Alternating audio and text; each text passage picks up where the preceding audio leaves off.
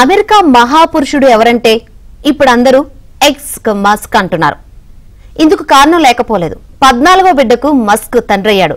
మొన్న మధ్య ఓ మహిళ చేసిన ఆరోపణలు నిజమే అయితే ఈ అంకె 15కు చేరుతుంది. కానీ ప్రస్తుతానికి అధికారికంగా మాత్రం 14. ఇంతకీ ఎక్స్ పురుష్ ఇంతటితోనేనా ఆపేస్తాడా?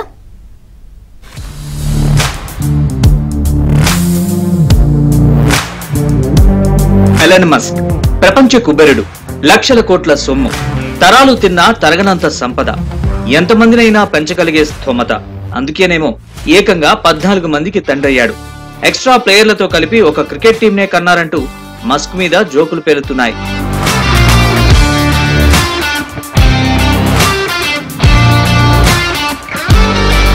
తన కుటుంబంలోకి మరో వారసుడొచ్చాడని మస్క్ ప్రకటించాడు. తనతో సహజీవనం చేస్తున్న భాగస్వామి సిమోన్ జిలిస్ ద్వారా 14వ సంతానం కలిగినట్లు కన్ఫర్మ్ చేశాడు. వీళ్ళిద్దరికీ ఇప్పటికే 3 ఏళ్ల కవలలు, 1 ఏడాది పాప ఉన్నారు. ఇప్పుడు పుట్టిన బాబుతో 4వ సంతానం. మస్క్ మొదటి భార్య జస్టిన్ విల్సన్ తో 5గురిని కన్నాడు. అందులో ట్విన్స్, ట్రిప్లెట్ ఉన్నారు. ప్రపంచంలో జనాభా తగ్గిపోతోంది. తనకిది అస్సలు నచ్చదంటాడు మస్క్.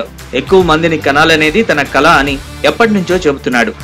ఏదైనా అనుకుంటే సాధించేదాకా వెనక్కి తగ్గని మస్క్ పిల్లల విషయంలోనూ అదే ఫాలో అవుతున్నాడని సోషల్ మీడియాలో పంచులు పడుతున్నాయి.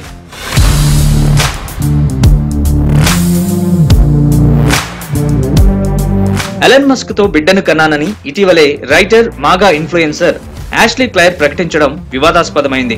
చిన్నారిని పెంచడంలో మస్క్ ఎలాంటి సాయం చేయడం లేదని, తమను పట్టించుకోవట్లేదని ఆమె ఆరోపించారు. తన బిడ్డకు ఎలన్ మస్కే తండ్రిని, కావాలంటే పేరెంట్ టెస్ట్ చేయొచ్చని కోర్టుకెక్కారు. దీంతో మే 29లోగా ఈ విషయంపై స్పందించాలని న్యూయార్క్ జడ్జ్ మస్క్ ను ఆదేశించారు. ఈ వివాదం జరిగిన కొన్నాళ్లకే మస్క్ కు 14వ సంతానం కలిగింది.